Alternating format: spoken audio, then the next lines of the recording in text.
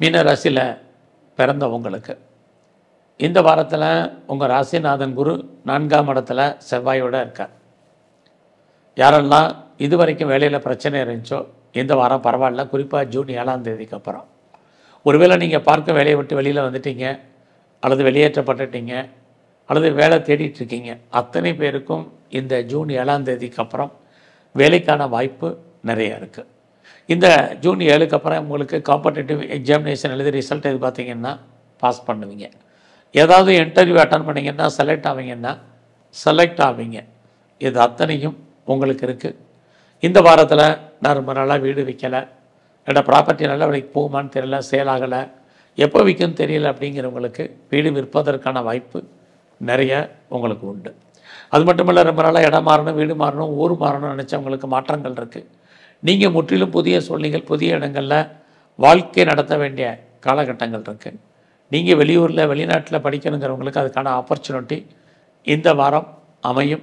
இந்த வாரத்தில் ஏதாவது இன்வெஸ்ட்மெண்ட் பண்ணுறதாக இருந்தால் தாராளமாக இன்வெஸ்ட்மெண்ட் பண்ணுங்கள்.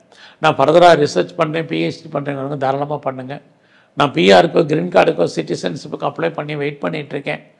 வருமா, எப்போ வருமானு தெரியல, எப்படி வரும்னு தெரியலங்கிறவங்களுக்கு அது வருவதற்கான வாய்ப்புகள் இது அத்தனையும் உங்களுக்கு இருக்குது.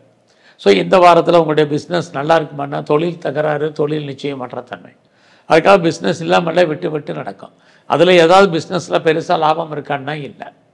உங்களுடைய மன வாழ்க்கை, கணவன் மனைவிக்குள் கருத்து வேறுபாடுகள், சண்டை சச்சரவுகள் இந்த வாரம் இருக்குது.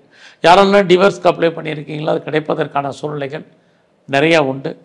அதே சமயத்தில் இந்த வாரம் உங்களுடைய அந்தஸ்து புகழ் கூடும். குறிப்பாக உங்களுடைய சோசியல் ஆக்டிவிட்டீஸ் கூடுற மாதிரி ஒரு தோற்றம் சுமாராக இருக்குது.